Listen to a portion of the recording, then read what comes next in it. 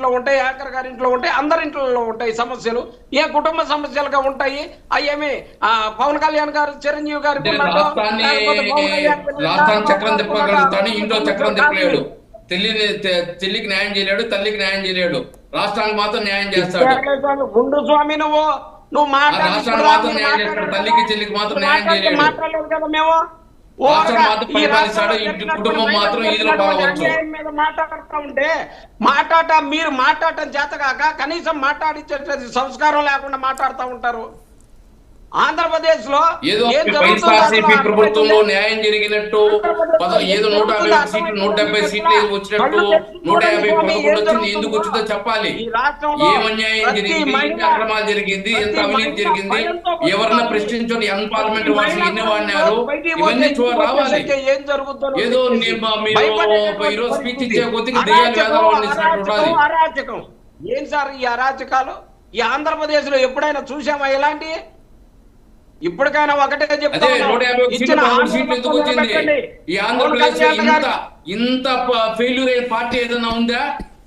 ఏ రాజకీయ పార్టీలో 151 సీట్లు 11 సీట్లు పడిపోయిన పార్టీ ఏదైనా ఉందా?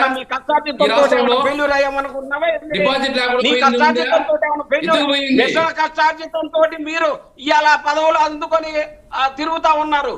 ఇవాళ మీ కష్టార్జితమేమో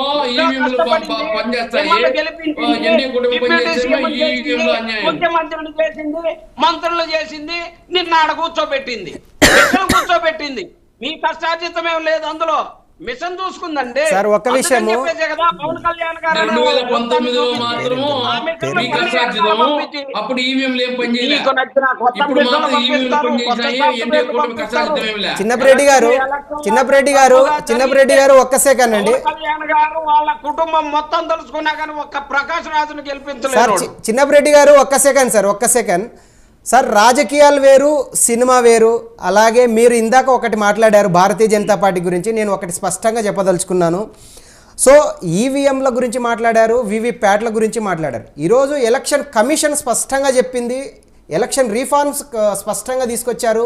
ఈరోజు జగన్మోహన్ రెడ్డి గారు గతంలో 2019లో 151 సీట్లు వచ్చినప్పుడు 20 నుంచి 21 ఎంపీ సీట్లు వచ్చినప్పుడు మీరు చంకలు గుద్దుకున్నారు. ఇదే మీరు 2019లో 3 రాజధానులు తీసుకొస్తామని చెప్పి డీసెంట్రలైజ్. సార్ ఒక్క సెకండ్ సార్ ఒక్క సెకండ్. మీరు అడిగిన ప్రతిదానికి నేను ఆన్సర్ ఇస్తా. ఒక్క నిమిషం సార్. ప్రజలు మీకు ఎందుకు పెట్టారు, ఎన్డీఏకి ఎందుకు 164 సీట్లు ఇచ్చారో నేను స్పష్టంగా చెప్తా. ఒక్క నిమిషంలో మీరు ఓపిక పట్టండి. ఈరోజు ఈవీఎంల గురించి వీవీప్యాట్ల గురించి ఏది పడితే అది తల్లి కాంగ్రెస్ పిల్ల కాంగ్రెస్ మాట్లాడడం అలవాటైపోయింది. ఈరోజు ఒకటి సార్, ఈరోజు మీరు గెలిచినప్పుడు ఈవీఎంలు వీవీప్యాట్లు పర్ఫెక్ట్ గా పనిచేసినట్లు, అదే భారతీయ జనతా పార్టీ దేశంలో గెలిచిన లేదంటే ఎన్డీఏ మిత్రపక్షాలు భారతీయ జనతా పార్టీ గెలిస్తే వీవీప్యాట్లు ఈవీఎంలు గెలిచినాయని చెప్పేసి ప్రతి ఒక్కరు హాస్యాస్పదంగా మాట్లాడడం సిగ్గుసేట్ సార్. ఒకటి ఈరోజు మీరు ఒకటి స్పష్టంగా తెలుసుకోవాలి. ఈరోజు ఒకటి సార్, మీరు భారతీయ జనతా పార్టీ గురించి మాట్లాడడం చాలా సిగ్గుసేటు. ఫస్ట్ భారతీయ జనతా పార్టీ నాయకులు దేశవ్యాప్తంగా ఎంత సేవ చేస్తున్నారో మీరు తెలుసుకోండి.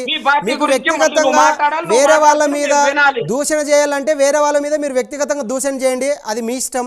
ఈరోజు మేము పబ్లిక్ అడ్మినిస్ట్రేషన్ గురించి మాత్రమే మాట్లాడుతున్నాం. ఈరోజు ఈవీఎం వీవీప్యాట్లు ఏ విధంగా పనిచేస్తున్నాయో, ఈరోజు మీకు ప్రజలు ఎందుకు 11 సీట్లు ఇచ్చారో కూడా స్పష్టంగా చెప్తాం. మీరు 3 రాజధానులు అని చెప్పేసి డీసెంట్రలైజేషన్ తీసుకొస్తామని చెప్పేసి ఒక్క రాజధాని కూడా ఆంధ్రప్రదేశ్ రాష్ట్రంలో లేకుండా చేశారు. పోలవరం ప్రాజెక్టు రివర్స్ టెండరింగ్లతో ఈరోజు అవినీతికి పరాకాష్ఠగా తీసుకొచ్చారు. ఇసుక మాఫియా తీసుకొచ్చారు, భూ మాఫియా తీసుకొచ్చారు, గ్రానైట్ మాఫియా తీసుకొచ్చారు, లిక్కర్ మాఫియా తీసుకొచ్చారు. అందుకే ప్రజలు ఈ రోజు మీకు చెంప పెట్టి తీసుకొచ్చారు. అదేవిధంగా కోవిడ్ టైంలో భారతీయ జనతా పార్టీ నాయకులు కావచ్చు, కేంద్ర ప్రభుత్వం కానీ ఫ్రీ వ్యాక్సిన్ తీసుకొస్తే మాస్కులు అడిగినటువంటి ఒక పాపానికి డాక్టర్ సుధాకర్ గారిని నడి రోడ్డుపై మీరు చేసిన ఘటన మీరు దృష్టిలో పెట్టుకోండి. ఈరోజు కేవలం భారతీయ జనతా పార్టీ ప్రజలు విశ్వసిస్తున్నారని చెప్పేసి ఇండియా అలయన్స్ ప్రభుత్వాలు కావచ్చు, ఇండియా అలయన్స్ కూటమి కానీ మిగతా రాజకీయ పార్టీ నాయకుల యొక్క ఉనికి లేకుండా పోతుందని చెప్పేసి ఈ రోజు ఈవీఎంల పేరుతో మోదీ గారిని కావచ్చు, పవన్ కళ్యాణ్ గారిని కావచ్చు, ఇతర మిత్రపక్ష నాయకుల్ని కూడా విమర్శించడం సిగ్గుసేటు సార్. మీరు ఏ వాదన ఉందో మీ వాదన చెప్పుకోండి, అంతేగాని ఈవీఎంల పేరుతో ప్రభుత్వాలను అపహాస్యం చేయొద్దని బ్రేక్ తీసుకుందాం మల్లికార్జున్ గారు. రైట్, చిన్నపరెడ్డి గారు మనతో పాటు రాజకీయ విశ్లేషకులు కృష్ణాంజనేయులు కూడా జాయిన్ అయ్యారు. ఆయనతో మాట్లాడుతున్నాం. ఒక చిన్న బ్రేక్ తీసుకుందాం. Stay with us. చిన్న బ్రేక్ తీసుకుందాం.